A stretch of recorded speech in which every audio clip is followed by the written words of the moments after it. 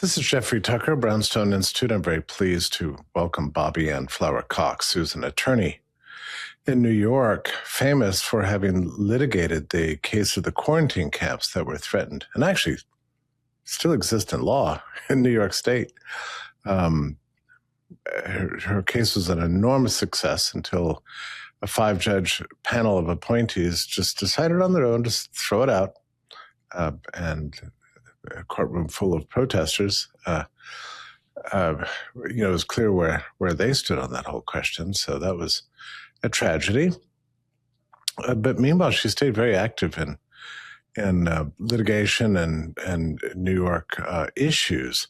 I brought her in today to discuss this shocking week that we went through, where we had 2 separate judgments by federal district judges that pertain directly to what I would classify as the greatest achievements of RFK and HHS since the Trump term began. The first one came from Massachusetts, and it was an emergency stay, just like a quick, not a stay, but an injunction.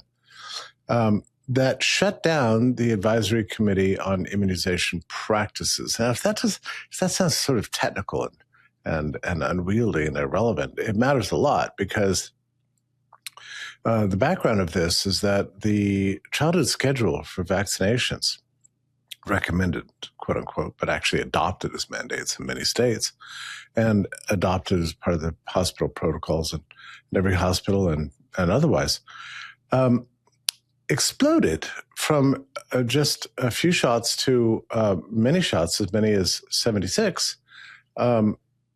Today, after the 1986 indemnification, the liability shield for Big Pharma, and that became a gold rush. And so everybody wanted to make a shot because they knew that they would not be held responsible for any kind of vaccine harms. The Advisory Committee on Immunization Practices had been trimming the schedule gradually at each meeting, looking at the science, looking at the data such as they could find it, and making a judgment on new shots, existing shots, and had made some substantial changes in the schedule to move about 5 shots from seemingly required to a special category called shared decision-making, meaning that parents are advised to talk to their doctors about them. Now you might say, well, that's not a big change. It's actually a huge change in the schedule that's stuck in stone and worth probably hundreds of billions of dollars to the industry that is indemnified against any harms. So ACIP's been hard at work, working thousands of hours between all these top experts. Let me just dial back slightly. So what happened was that RFK inherited an ACIP committee that was fully conflicted, sharing dozens of patents among each other, some openly stated conflicts, some hidden, but they were just behaving as if they were pharmaceuticals. They would just rubber stamp every shot that came in front of them, and they had routinely done so for years. So RFK's new ACIP committee, he would look for experts who were not conflicted. Not easy to find, but he found them. And there's some extraordinary minds and great thinkers and people of great moral courage on this ACIP committee. And they were making substantial changes. The week before this judgment, the week that this judgment came out came a week before what was scheduled to be the next ACIP meeting, at which they were going to highlight the problem of vaccine injury, which is the great taboo topic about which nobody wants to speak because it is the thing that really undermines many of these companies and many of these shots. If they're injurious to people, then you have to weigh the injuries against the benefits. And many of these shots simply don't pass that test. So the answer that the industry has used for decades upon decades, I would say even going back a long way, has been to hide the injuries and to say they just don't matter. Either they don't exist or they don't matter. But every time in history where there's been a pullback on some sort of vaccine product or some injection product labeled a vaccine, it's been because of the presence of injuries that have scandalized people. That's what caused the swine flu vaccine to get pulled in the 70s and many other cases and points. The injuries that are things that undermine the industry. So, of course, they don't want to talk about the injuries. So, sure enough, the week before the committee was scheduled to meet, a judge in Massachusetts just said, out of nowhere, "Oh, your ACIP committee is no good. It didn't comply with the law, and it's now deleted. It's gone." And within a day of that decision, the CDC schedule was reverted back, deleting an entire year of work by the ACIP committee. In the second case, in Oregon, the judge in this case did more or less the same thing, ruling from the bench. I don't entirely know what that means technically, but ruling from the bench that RFK's, that HHS's changes to child gender transitions, that the government would no longer fund these things and they're no longer recommended, that these are not safe. He wiped that out in a judgment coming from Oregon, from a federal district judge in Oregon. So here you have two major achievements of the first year of the Trump health policy, both of which were certainly requested by the voting public and were reflective of accurate science and good science. And you just wonder, what kind of world do we live in where a federal judges can just come along and delete, science, consensus of voters, an elected administration and their appointees and their judgments? It's all very strange. So to help us understand a little bit more about what is going on and what can be done about it, I'd like to introduce to you Bobbie Anne Flower Cox. Good to have you here, Bobbie Anne. Thanks for having me, Jeffrey. It's good to be here. Well, did I more or less summarize more or less accurately what's going on? Yes, you did a really good job in summarizing that. I mean, it's absolutely astonishing because in both of these instances, in my opinion, these are not things that a court of law can even have a say in. We have three branches of government. Separation of powers is the cornerstone of our entire nation, really. I mean, 250 years ago, our founding fathers specifically divided up the powers and put them into three co-equal branches of government because they had come from a tyrannical king. They saw what having a concentration of power in one person or one body can do to the people, to the citizenry.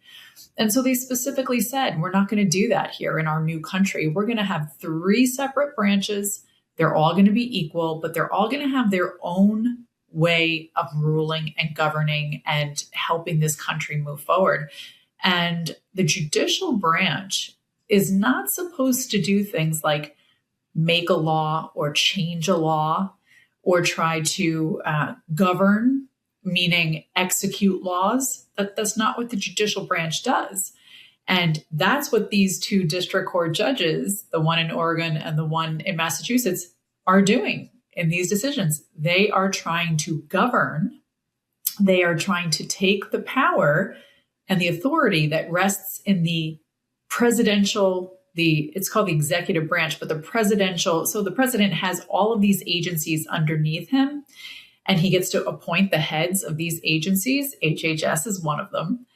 And that power is the executive power, which is the power to govern, which means the judge can't come in and say, well, you know what? I don't really like the decisions you're making, so I'm going to change them. I mean, it's not how it works. But this is what they've done in both of these cases. And this follows quite a lot of similar judgments over the last year, right? I mean, this is not the first two times that this has happened. I don't know, maybe dozens of times, really, that federal judges have just jumped in and said, okay, we don't like what the Trump administration is doing. It's hereby deleted, illegal, whatever. And the Supreme Court, some of these cases have fallen to the Supreme Court, right? Absolutely. Absolutely. So last summer, we had the Supreme Court issue a decision that specifically says, these district court judges. So for anyone not really familiar with the way the federal court system works, is you start at the trial court level when you bring a lawsuit, and they call those trial courts district courts. And there are 95 district courts in our country. And so if you get a decision there that you don't like, then you can appeal, and then you go to a circuit court judge or circuit court, which is basically an appellate court. And then if you don't like that decision, you can go up, or you can try to go up to the United States Supreme Court. They do not hear every case. They pick and choose what cases they want to hear. But so these district court judges last summer, United States Supreme Court said, district court judges do not have this power that they're giving themselves, where they can issue a nationwide ruling, an injunction to stop somebody or an organization from doing something.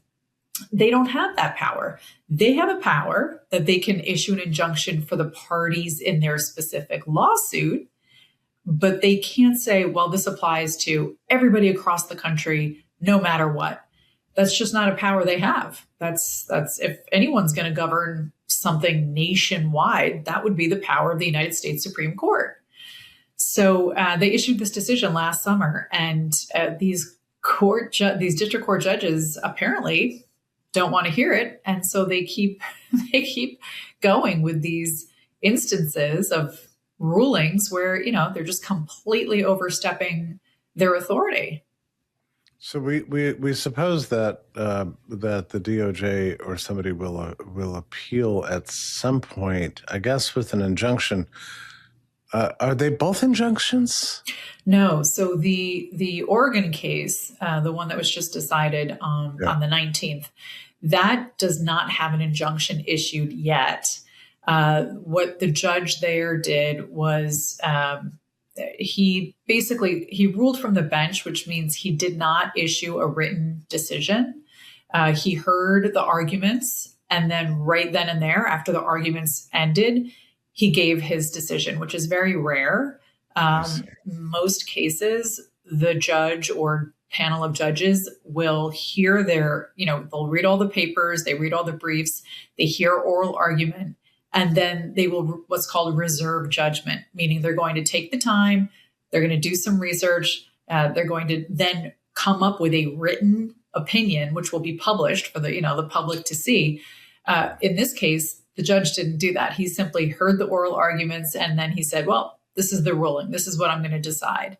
And then he said to the attorneys, well, I'll give you 2 more weeks to submit briefs on why I should or should not issue an injunction in this case, and what that injunction should look like. Is it going to be a nationwide injunction, a local injunction? What are the parameters of the injunction? So we're waiting. Now we're going to have to wait 2 more weeks, see what they put in their briefs, and then he's going to issue a decision on those briefs, on that specific issue of, is there going to be an injunction, and if so, what kind? The Massachusetts case was brought by the American Academy of Pediatrics. So how does this work? They get annoyed because it's a pharma-funded nonprofit, I suppose. You can go to the website and say, who are your biggest donors? There's 8 pharmaceutical companies there. So they're basically a lobbying branch of Big Pharma that wants their shots on the schedule, both for indemnification and also for marketing purposes. So AAP puts together a lawsuit against RFK for having changed the ACIP committee on grounds that they think they're going to be harmed, children are going to be harmed, somebody's going to be harmed by this, whatever. And they file it. So the court accepts this lawsuit. And so now the DOJ has to provide attorneys to argue, has to do this, to argue on behalf of RFK and the HHS policies. Is that how it works? Yeah, exactly. So the Department of Justice did make a motion to dismiss, asking the judge to throw the case out. There's no merit here. Again, in essence, this should not be something decided by a court. It's not a matter that's judiciable. And the judge said, no, I'm denying your motion to dismiss. We're going to go ahead. We're keeping this case.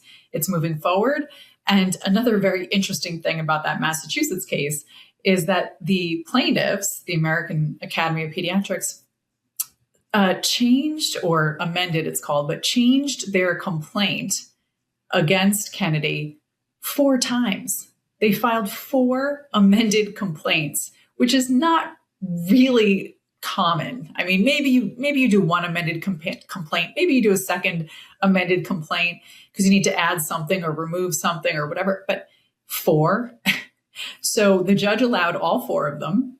And it's just the issues that are being fought over or were being fought over in the district court were completely ridiculous. I mean, like you said, the AAP is challenging Kennedy's getting rid of 17 members of ACIP and then putting on new members of ACIP that he appointed, that he presumably finds, do not have this big pharma conflict of interest.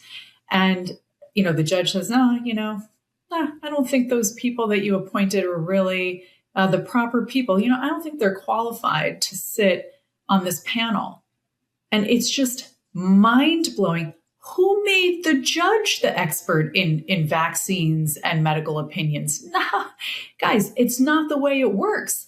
The judge can't substitute his opinion, his preference, his determination for that of the head of an agency that was duly appointed by the President of the United States and is acting within their statutory power. I can't even believe it. I mean, my jaw was just dropping when I was reading this. So nobody doubts that RFK had the power to get rid of the old ACIP committee and appoint a new committee, right? That's given, that's granted, right? So the judge instead has to focus on procedural issues like compliance with this statute, that statute, or didn't follow the proper. How did the judge approach it? Yeah, he said, in essence, that Kennedy didn't follow the proper process, and that there's this Administrative Procedures Act, which is a law that says how an agency is supposed to issue a rule or regulation when they're going to do that, and it provides for periods of public comment and stuff like that. But so the judge is saying, oh, well, he didn't, comply with the Procedures Act, which is the same thing that this judge in Oregon is saying. If you look at the reasoning, now he didn't issue a written decision, but from the reporting that's been done of, news reporters that were in the courtroom when he was issuing his verbal decision, he gives a very similar analysis as to why he's ruling against Kennedy. Oh, you didn't follow the Administrative Procedures Act. But this is something that you see a lot that courts do, whether it's federal courts or state courts. I've certainly seen it plenty of times in New York State. When the judge wants to get to a certain decision that they have in their mind, and they can't get there on the merits of the case, they'll bring in some made up procedural technicality saying that the attorney didn't follow, or not the attorney, the government in this case didn't follow the proper procedures in doing the thing that they were doing. So we saw it with my quarantine camp lawsuit. That's exactly, we saw it with my Prop 1 lawsuit. It's really frustrating because they don't even look at the merits, because you would win on the merits. So they try and come up with some sort of a procedural something to hang their hat on. But in both of these cases, the Oregon case and the Massachusetts case, in my opinion, there wasn't a procedural violation. And they're just saying there was. They're trying to twist themselves into a pretzel to find a reason. Yeah, so this is just throwing sand into the gears, just like that. Just stop what you're doing, revert to the status quo. And indeed, the CDC did revert to the old schedule. ACIP, the old ACIP committee is, as of now, I guess kind of doesn't really exist until we can get some resolution to this. And I don't know about the gender affirming care, aka child mutilation policies that Oregon addressed. But so these are going to be tied up in litigation for a while. But the only option that the Department of Justice has is to wait. So they're not even decisions, right? There's no decision to appeal. You have to, in the case of this injunction, you have to appeal to stay the injunction. In the case of Oregon, we're just waiting, right? Is that the way it works? Well, right, because the Oregon case, the judge is giving them 2 weeks to submit briefing, giving the attorneys 2 weeks to submit briefs on their arguments as to whether or not there should be an injunction issued, and if so, what kind of an injunction. But that's not even a decision yet, right? So you still have to wait more time for a decision, which could take months, if not a year. Right. I mean, technically, the Department of Justice could appeal the decision that he made so far. I mean, so far, the judge in Oregon has said that, in essence, hey, Kennedy and the HHS, federal government, you have to stop pursuing the clinics and the hospitals and the doctors who are performing these gender surgeries and whatnot. And you have to stop threatening them and telling them that you're going to pull federal funding from them if they don't stop performing these surgeries and treatments. So the judge is in essence telling Kennedy and HHS, the administration in general, stop threatening the funding, because that's basically what Kennedy's December statement, it was really a declaration, said. And, if you read the declaration that Kennedy wrote back in December, it's very well thought out. I mean, it's 12 pages long. He cites to statutory authority that says what his power is and where it came from to do the things that he's doing in this declaration. And so the fact that the judge said, you've overstepped and this and that. I mean, did you read the declaration? I mean, he literally cites the sections of, the federal codes and statutes that give him the authority to make these statements. So it's very frustrating. It's just very frustrating, because it's as if the judge, took the argument of, the American Academy of Pediatrics and just turned it into his decision. And there's really a lot of holes and a lot of bad legal judgment in that decision. One of the reasons it's frustrating, I think, is that, of course, RFK assumed this position at HHS with a big vision of what it should be, and it was backed by a huge base that's fed up with the jabs, fed up with the injuries, fed up with the gender transitions, having their kids grabbed from them, and boy pretending to turn to a girl, whatever's going on. It's like some sort of calamity. I mean, it really is calamity. But rather than just going in there willy-nilly and changing the policy, as he certainly had a mandate to do, it seems like what was going on here is that RFK has tried to play by the rules as best as possible, and ticking every box. So instead of just arbitrarily removing shots from the schedule, he appointed a new ACIP committee. That old one was corrupt. Nobody argues for it. It was obviously conflicted. So here's my new ACIP committee. Let's hear the science. Let's meet. Let's go through the process. Let's play the game as it's set up, with evidence, with facts, with experts, and let's do everything right. So our actions will be impenetrable to attack. But even given all of that, look what happens. We get these wild, arbitrary rulings just announcing out of nowhere, everything you're doing is wrong and it's got to stop. Right. And this is what they do. I really got I was stunned. I mean, you could have knocked me over with a leaf when I read that this judge in Oregon, proclaimed when he was issuing his verbal decision there in court, he proclaimed, in essence, you can't just do whatever you want in the government and then see what sticks and then, come back later and say, oh, oops, guess I couldn't do that. That's not the way. And he said, that's not the way our democratic republic works. Okay. Right. And I was stunned. I was like, first of all, buddy, we're a constitutional republic, hello, the Constitution, which apparently he's not well versed in, but and he's barely, these are both Biden appointee judges, I have to point out, both the one in Oregon and the one in Massachusetts. And they're both fairly new, particularly the one in Oregon. I think he's only been on the bench about a year.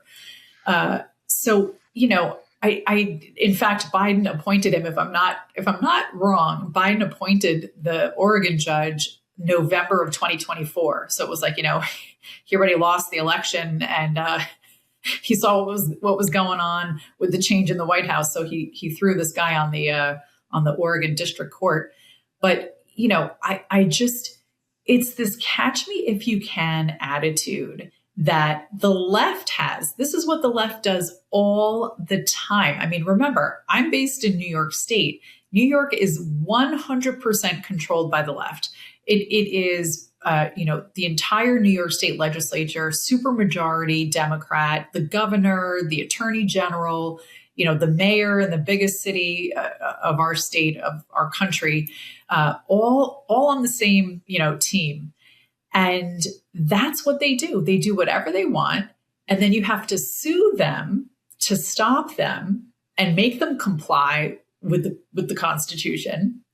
And, they know that takes years. It takes years to get through a lawsuit, no matter what court you're in. It takes hundreds of thousands of dollars, no matter what court you're in. And they know that. And it consumes a lot of talent too, right? I mean, suddenly you're assigning, the Trump administration doesn't, have at its fingertips, an army of competent attorneys, right? So you're having to pull people off other cases and get them busy, spending hundreds and thousands of hours on these dumb lawsuits to construct appeals and then wait months, if not years, to see how they get resolved. Yeah, absolutely. Absolutely.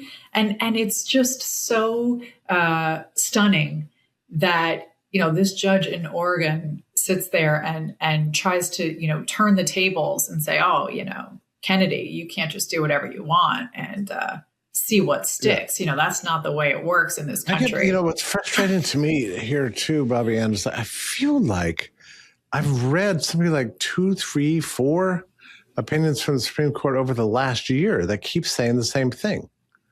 The executive department is headed by the President of the United States, and he can appoint people to positions, and they can govern their agencies in a way that's consistent with administration policies. Those can't be overwritten by federal district judges. I feel like I keep reading this from the Supreme Court over and over. Absolutely. Absolutely. And in fact, the Massachusetts judge that just issued his decision deconstructing Kennedy's ACIP and all the work that ACIP did over the past year, he's the same judge that last year issued a decision in an immigration case.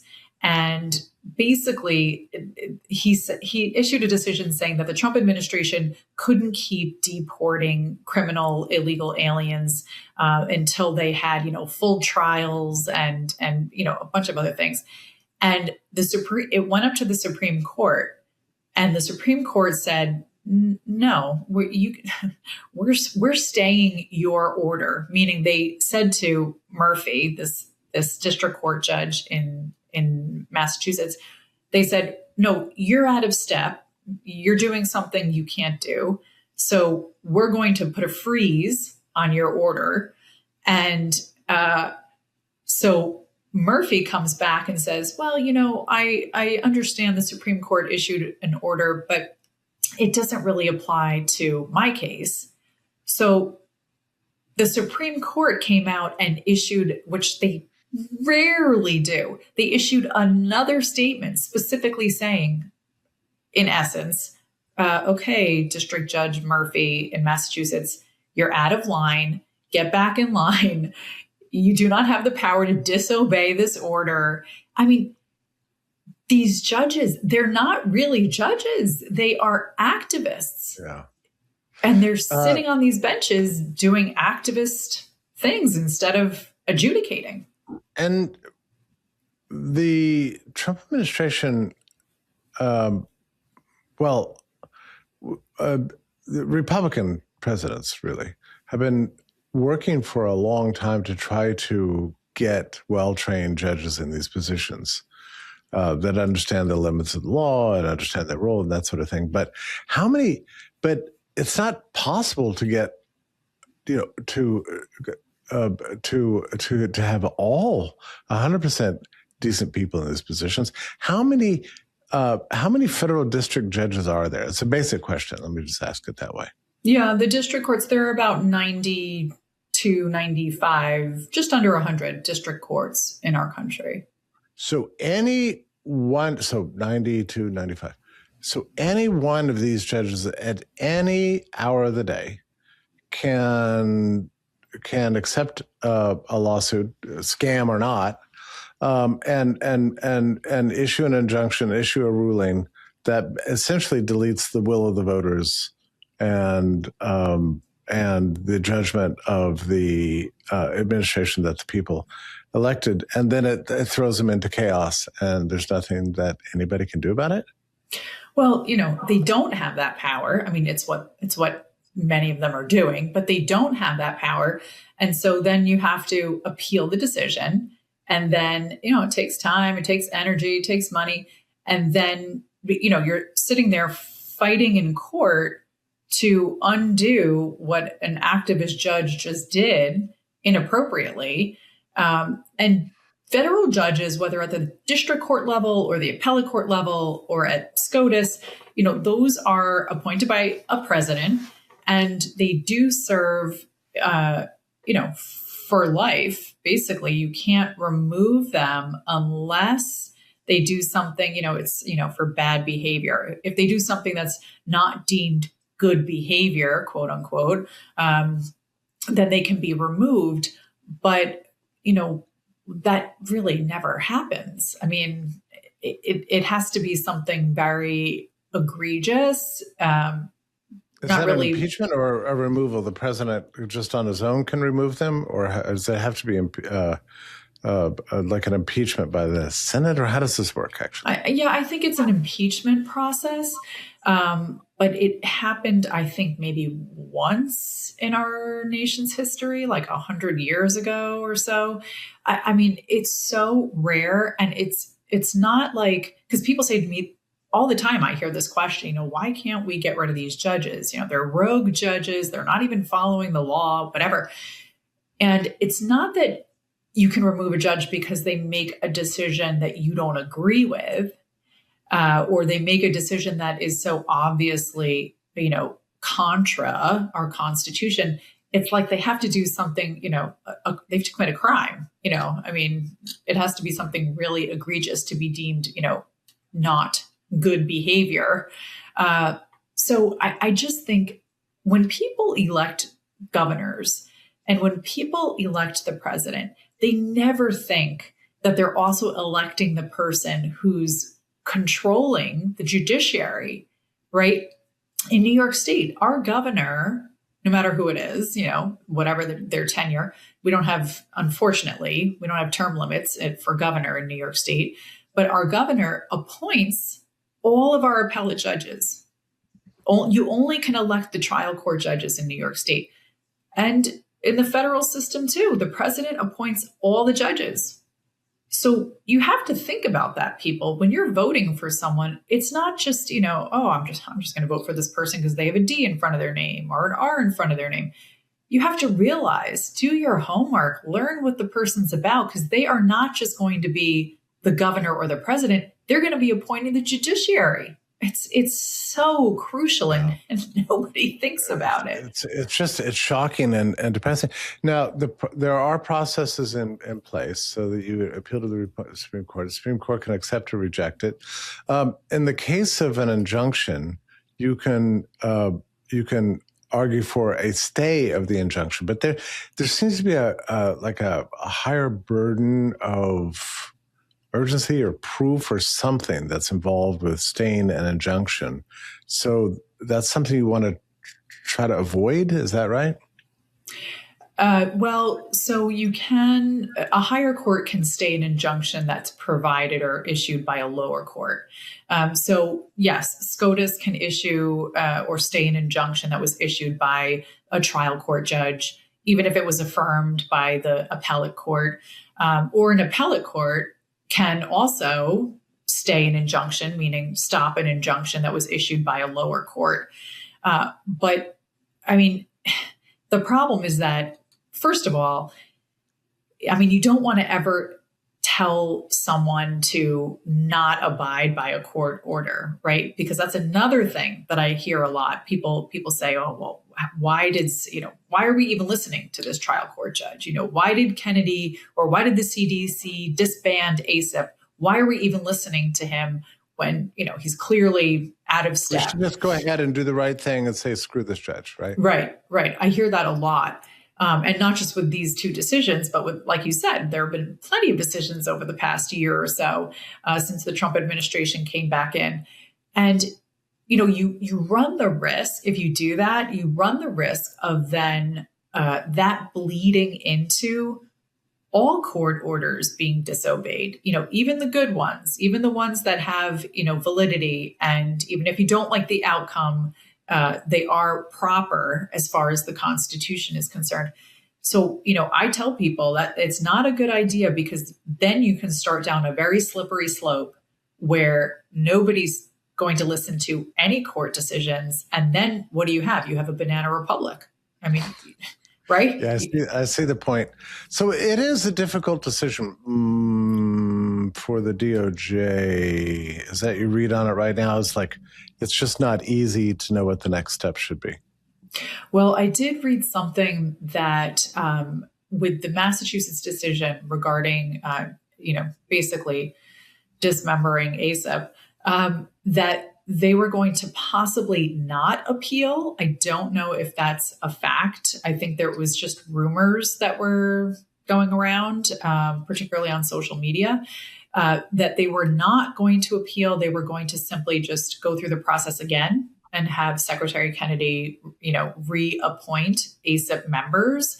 I don't know if that's true or not. I don't know if that's happening or not. Of course, both could be true, right? You could both rewrite the charter, appoint, move ACIP around a little bit, get some new people in there. So it's the new ACIP, right? You could do that.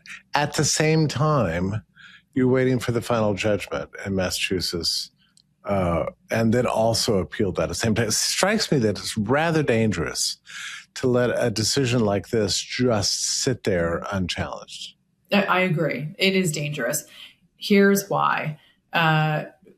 So other courts will look to decisions given by courts outside their jurisdiction for, it's not really precedents because they're not binding on each other, but they will look to other courts, take those decisions and use them in their own arguments when they're arguing their cases in their districts.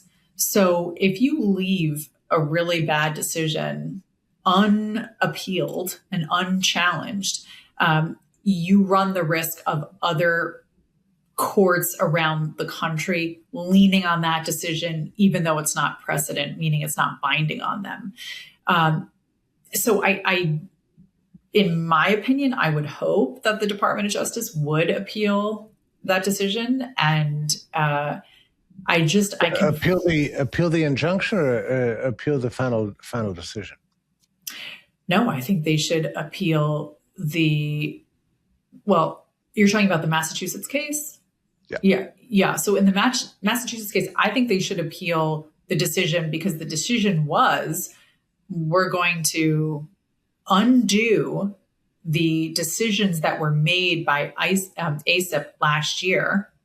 They're going to undo the change to the childhood vaccine schedule that was done in January of this year. They're going to undo Kennedy getting rid of the old ACIP members and putting in new ACIP members. They want to undo everything pretty much everything that was done in the past year. So I think that should be appealed. So this case sitting out there becomes like blood in the water for all the sharks, especially in this case, because we know there's a gigantic machinery out there that wants to stop RFK from doing this, right? And it's every pharmaceutical company in the world, the planet Earth, basically, plus all the professional societies, the medical journals, the universities. Everybody's funded by pharma. So you've got a big plot out there.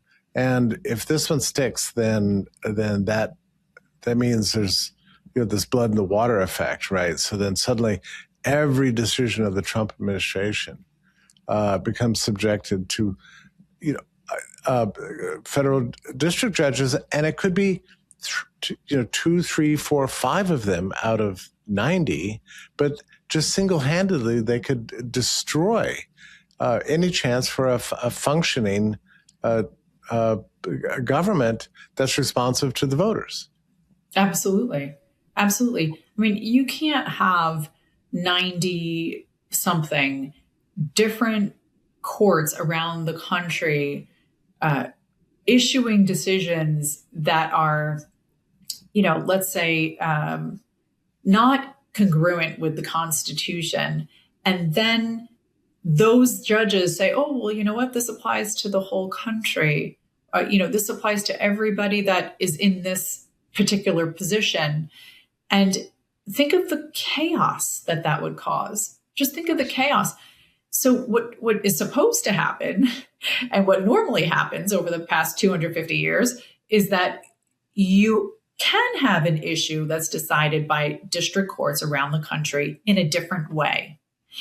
And those would get appealed to your circuit court, meaning the intermediate appellate court. And you can have different circuit courts in different parts of the country that ruled on an issue differently. And then a lot of times SCOTUS will know, okay, you know what? We need to take that issue up. We need to issue a decision on this particular topic because we have a couple different district and then circuit courts, so appellate courts around the country that have differing decisions. So that, we don't want it that if you go to the northwest part of our country, you can do ABC. And then if you go to the southwest part of our country, you can't do that because it's a different, circuit. So a lot of times SCOTUS will take those cases when they see that there's a conflict on the same topic in different parts of the country. But here, if we're going to now all of a sudden allow 90-something different district court judges to make decisions for the whole country, it would be complete chaos. It doesn't even follow. It's frustrating because I feel like the Supreme Court keeps ruling the same way and it keeps not sticking. And I'm not sure if we're waiting for some one big judgment on this whole scam or what it is we're waiting for. And meanwhile, the entire agenda that arguably, was on the margin, the reason Trump got reelected, thanks to RFK and his promise to end the corruption, that's not allowed to go forward. I mean, that is not a functioning system. That's not a system of government by and for the people. No, absolutely not. I completely agree with you. And this is why I think that it's so crucial that we have educated voters and I mean educated about how the process works. I mean, if you notice, they don't teach civics classes anymore, really. Our education system has completely gotten overrun and overtaken by this this push from the left, where they don't even want our children to know what their rights are. If you don't know what your rights are, if you don't know what the Constitution says, if you don't know what our founding documents say, you don't know what your rights are, you're never going to stick up for your rights. Which means it's an open door for the government to do whatever they want, because the people don't even know that the government can't do what they're doing to them. Right. So it even seems worse, Bobbie Anne, because you have here a case where voters clearly gave a mandate in 2024. And part of that involved RFK. He gets appointed this powerful position. He follows the rules. He goes through step by step, tries to make reforms. And so the voters' wishes are just shoved aside. It's like, I don't care. And both these judges seem suspiciously acting on behalf of other people. They're not ruling on the merits of the case, right? They're acting on behalf of the plaintiffs. I think, who are the plaintiffs in the Oregon case? It was like, who are the plaintiffs? The 17 states? No, it's over 20 states. Oregon was the main plaintiff, so that's why they brought it in Oregon. But it's basically 21 or 22 blue states, and the District of Columbia, DC, also joined in the case. And what you'll note, that the commonality between all those plaintiffs is that they use Medicaid funds in their states to pay for these gender surgeries and whatnot treatments for minors. So, it really, when you start to peel back the layers of the onion, you realize that it's really all about the money. If you follow the trail, it seems to be about the money.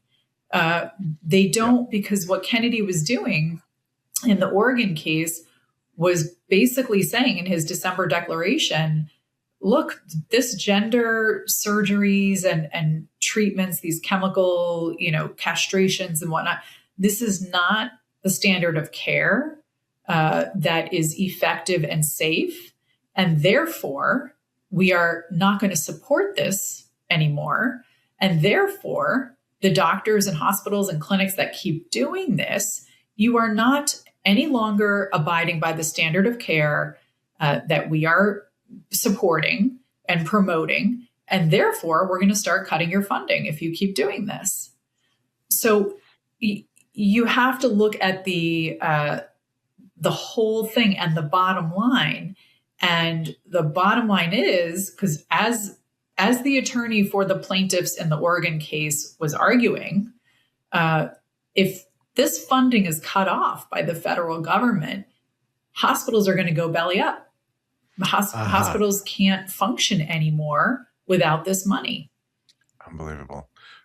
There's another factor here too with this, and it took me years to figure this out, but pharmaceutical companies have, I feel like I'm just making pharma the bête noire here, which it is, but gender transitions require pharmaceutical help, right? You've got a sales funnel for pharma for life. Like, there's no way you can cut up a boy and turn him into a girl without use of pharmaceuticals, basically for as long as that person is alive. So it just seems to me both the Oregon case and the Massachusetts case involves the same industry using very similar tactics in a different theater of action. Right. I mean, when you look at the Massachusetts case, which the judge's decision, it was rather lengthy. I think he wrote a 45-page decision in that case. And when you read through it, you see that he actually cites to statutory facts that, for example, if there are a bunch of shots on the ACIP recommended schedule, then those shots will have the government pay for the administration of them. So those are free, right? Those become free administration. So you could go to your doctor, you could go to a clinic or whatever, and you can get any of those vaccines, and they'll be free. You don't have to come out of pocket for that. The taxpayer is paying for that. But if you erase some of those shots or many of those shots from the recommended schedule, then now you have to pay for it out of pocket. So I don't know, are people going to go to the doctor and bring their 4 kids to the doctor and pay, I don't know, whatever it's going to be, hundreds of dollars or thousands of dollars to get them, whatever's, the next vaccine or something. So I think that plays into it.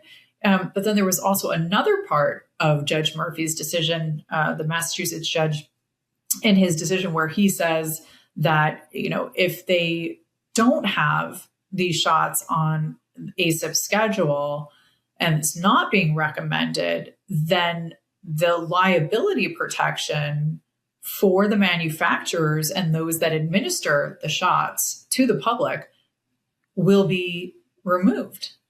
So that is also a very big question. And the outcome could possibly be, if you don't have liability protection for these vaccines that you're putting out on the open market, then somebody gets hurt, you're going to get sued and the lawsuit will stick. So again, we're talking about money, and we could be talking about big money. Yeah, I noticed it twice in that decision. They cited, I think, more or less the same statement by Kennedy, warning blue states that if they come up with a new vaccine childhood schedule, that the shots that are included there but excluded by the federal government may not be protected by liability protections. And therefore, the companies and the issuers, the doctors, could be subjected to liability for harms done. So he twice cites this as if to say, this is inconceivable, this is intolerable, this is no-go. If this should happen, it's the end of the world, right? There seems to be this sort of maudlin, oh my God, I've got to save this industry. Right. And what is New York State doing, for example, which is, probably one of the bluest in our country? They're saying, oh, well, you know what, and the governor, Hochul, is planning to put it in her budget, right? Because she knows if it was a freestanding bill, that the public outcry would be probably insane, and it would put the Democrats in the legislature at risk of losing their elections because they're all up for election this November. So she's sliding it into the budget and saying that, oh, well, we don't have to really go by the federal vaccine childhood schedule. You can go by any vaccine schedule that is, published or suggested by any of the, reputable academies, okay, or an international body, by which she means the WHO, yeah. Right? Another pharma front, right? So they're trying to do this whole, walk around, and it's just, it really, when government goes that far to do something, you have to step back and say, wait a minute, why are they turning themselves upside down and, twisting themselves into a pretzel to get this result? Why do they really want this result so badly? Yeah. And, of course they claim, well, it's for public safety, it's for the public health, for the children or whatever. Yeah, that's it. Yeah, let's just close on this, because I think you make a good point. Tell me if I'm right or wrong, but reading through these things as I did, and I'm not in any sense well-versed in law, and I'm not used to reading these kinds of cases, so I read it very much as a layman, but I somehow smelled desperation in these efforts. Like, this is a hammer blow. It's brazen. It's probably going to be overturned. Does it strike you that they would have rather used any means but this one, because this is brutal form of legislating from the bench? Oh, it's horrendous. It's just so obvious. If you understand, the Constitution and the whole message of separation of powers, you look at this and you say, "What? No, these judges can't even do this." And what they're relying on is that maybe a large percentage of the public and our population doesn't really know the Constitution that well, because they don't teach it in school anymore. For the most part, they glaze over it, right? In my opinion, the Constitution should be taught starting in kindergarten, straight through, college, in various forms, obviously, but it should be every year. This is how we know what our rights are and what our country is all about.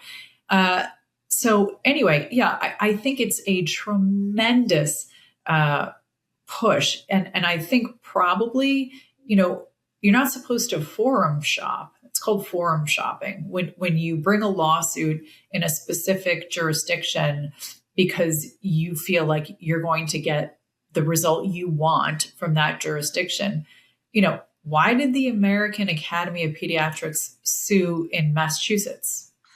I think, right. As a New Englander, that seems obvious to me, but what and to get the right results, right? Why did 21 blue states and the District of Columbia sue in Oregon? Yeah. In my mind, the phrase forum shopping is just jumping out at me, with neon lights all around it. It's not the way it's supposed to work, folks. It's just judicial restraint has gone by the wayside when you look at these decisions like this one from Oregon and this one from Massachusetts. I mean, there was zero judicial restraint. It was quite the opposite. It was, judges acting like legislators and executives. Complete violation of separation of powers. I hope DOJ acts on this, and if there's a shortage of attorneys, I hope they tap you, because I'd love to see you arguing this at the Supreme Court. So let's just see what happens. What's your Substack, Bobbie Anne? What is it? It's called Bobbie Anne Cox. Is that it? It's Attorney Cox. .substack.com. So, or you can just go to substack.com and just type in Attorney Cox or Bobbie Anne Cox, and my page should pop up. So, I try and write, every week on a legal topic. Sometimes it's a Supreme Court decision that I'm interpreting. Sometimes it's just a legal issue that's going on somewhere in the country.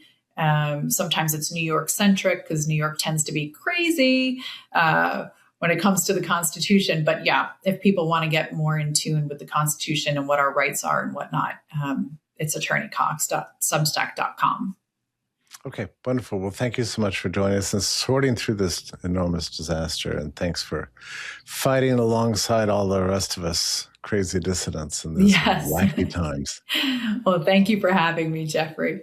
My pleasure.